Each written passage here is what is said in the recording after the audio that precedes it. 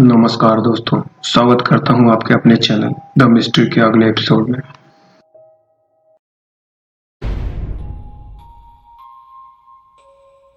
इंसान समय के साथ आगे निकल गया, लेकिन कुछ चीजें ऐसी हैं जिनका जवाब इंसानों के पास आज भी नहीं है।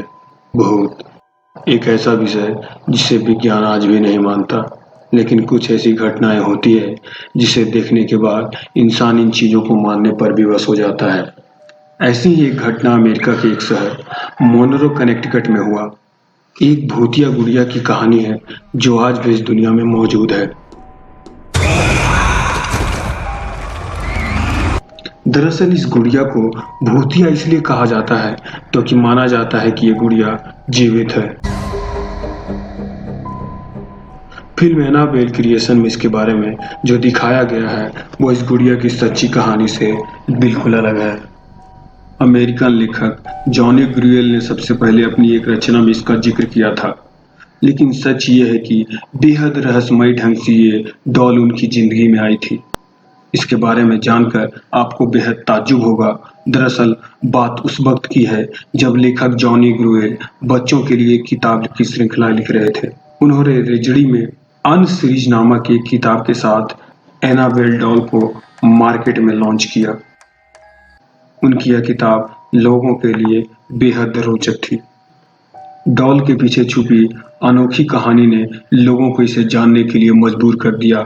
बात उस वक्त की है जब जॉनी ग्रुएल को अपनी घर के बैकग्राउंड में यह डॉल मिली थी। जब उनकी बेटी मार्सेला पैदा हुई तो उसी डॉल से वो हर वक्त खेला करती थी। जॉनी ने जब अपनी बेटी को डॉल के साथ खेलते हुए देखा तो उन्हें रेजड़ी अन स्टोरीज लिखने का आइडिया आया। पर दुख की बात यह है कि 13 साल की उम्र में ही मार्सेला की मौत हो गई। उसकी मौत का कारण संक्रमित टीका बताया गया। मार्सेला की मौत के बाद जब रेजड़ी अन स्टोरीज को मार्केट में लाया गया तब उस डॉल का मॉडल भी बुक के कवर पेज पर छापा गया। यह मार्सेला को श्रद्धांजलि देने के कारण ही लॉन्च किया गया था। पर हैरानी की बात यह थी कि मार्सेला की मौत के बाद असली एनाबेला डॉल जिससे मार्सेला खेला करती थी वो अचानक घर में कहीं गायब हो गई। जिस रहस्यमयी ढंग से ये डॉल उस घर में आई थी, ठीक वैसे ही वो वहां से लापता हो गई। किसी को नहीं पता था कि वह गुड़िया कहाँ गई। और फिर एक दिन वो असली डॉल एक एंटीक शॉप में मिली। ये बात सन 1970 की है। एक नर्सिंग स्टूडेंट जिसका नाम था डोना, उसकी माँ ने डोना को यह डॉल गिफ्ट में दी थी।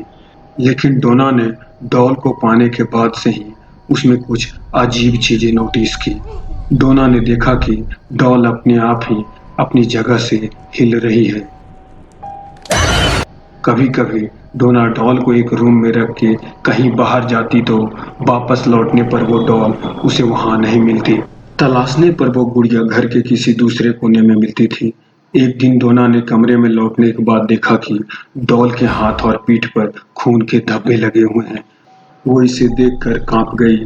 डोना को समझ में आ गया था कि उसके साथ कुछ बुरा हो रहा है।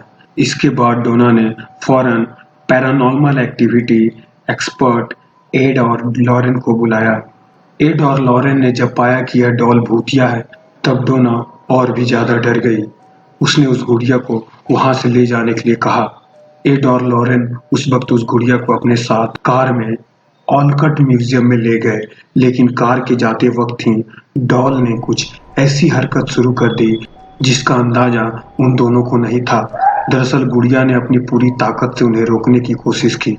गुड़िया ने बार बार कार का स्टीयरिंग घुमाने की कोशिश की, मानो कि वो उन्हें कहीं और ले जाना चाहती हो। बड़ी मुश्किल से एड और लॉरेन अपनी मंजिल तक पहुंचे। एड और लॉरेन उस शापित भूतिया डॉल को अपने म्यूजियम में मंत्र से एक कांच के बक्से में बंद करके रख देते हैं। माना जाता है कि आज भी उसकी भूतिया ताकत एक्टिव है। इसी कारण से उसके पास किसी को जाने की अनुमति नहीं है।